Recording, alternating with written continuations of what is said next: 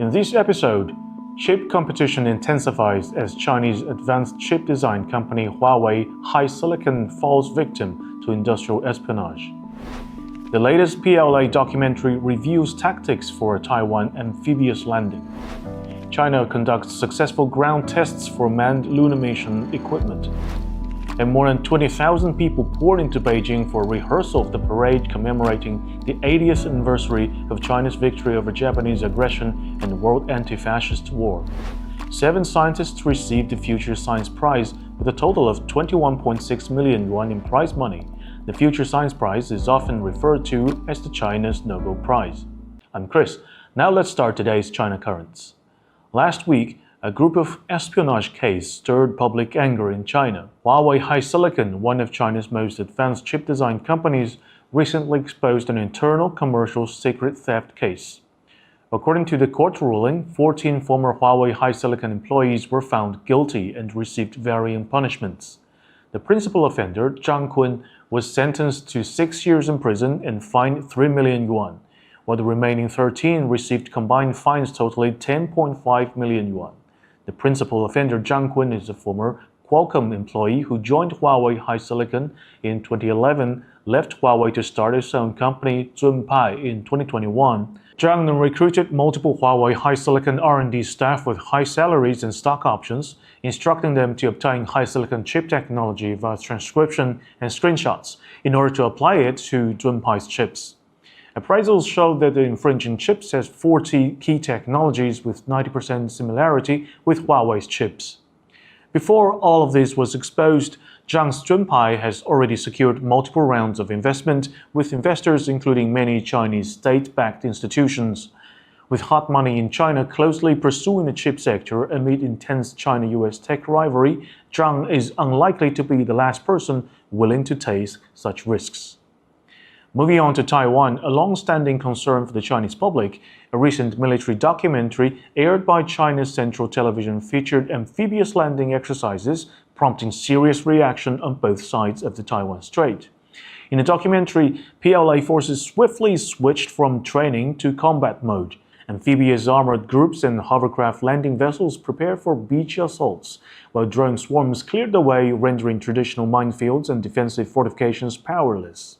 In just 18 seconds, the PLA achieved zero casualty control of the area. Military commentators noted that these exercises could be seen as rehearsals for a landing on Taiwan. Next, China's lunar exploration program. On August 6, China's test of its lunar lander on Earth to verify stable landing and fault conditions operations achieved complete success. Named攬月, the lander is a key component of China's manned lunar mission. Designed to transport 2 astronauts between lunar orbit and moon's surface, it can carry a lunar rover and scientific payloads, serving as the astronauts' living, energy, and data center during their stay. Given the historical success rate of humanity's lunar exploration, fewer than 16% of the 150 lunar probes achieved successful soft landings.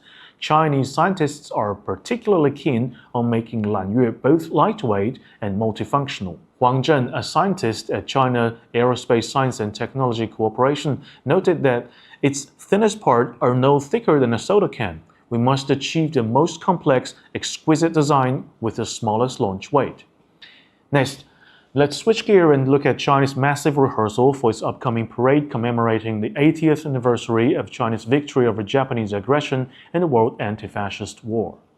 Around 22,000 people poured into central Beijing last weekend to take part in the rehearsal near Tiananmen Square.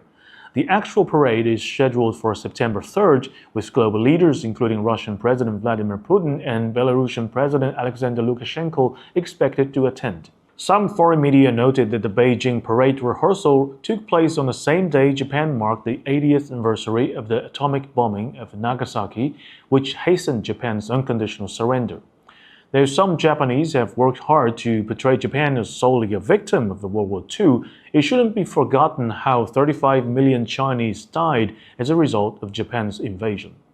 Finally, we will conclude the China's Nobel Prize, the Future Science Prize. On August 6, the Future Science Prize announced its 2025 winners. 7 Chinese scientists received awards in life sciences, physical sciences, and mathematics and computer science. with each category carrying a prize of 7.2 million yuan, equal to that of the Nobel Prize. The Future Science Prize, launched in 2016, is a privately funded award recognizing outstanding scientific achievement made in mainland China, Hong Kong, Macau, or Taiwan.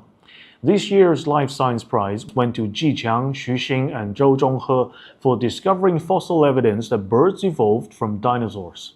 Their work transformed the birds from dinosaurs hypothesis into a widely accepted scientific theory. The Physical Sciences Prize went to Fang Zhong, Dai Xi, and Ding Hong for contributions to the computational prediction and experimental realization of topological electronic materials. Fang Zhong explained one application: topological materials can achieve resistance-free electron transport, reducing chip heat generation and lowering energy consumption, potentially offering massive competitive advantage in AI era.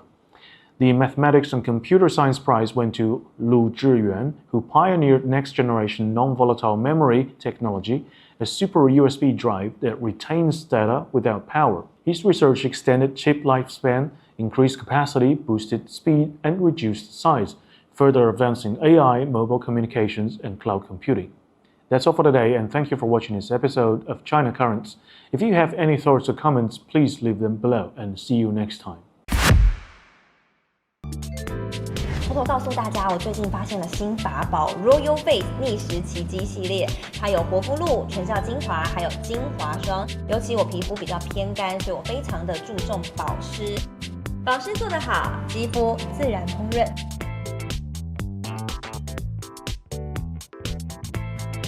提亮肤色更年轻，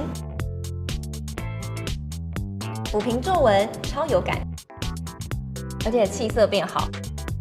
用心保养，每天都更美一点。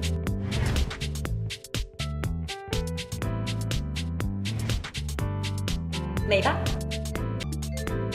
偷偷告诉大家，我最近发现了新法宝 Royal Face 逆时奇迹系列，它有活肤露、全效精华，还有精华霜。尤其我皮肤比较偏干，所以我非常的注重保湿。保湿做得好，肌肤自然烹饪。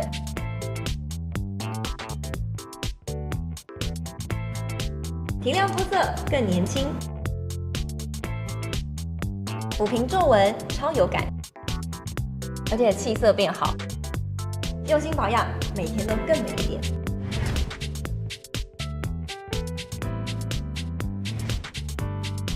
美吧！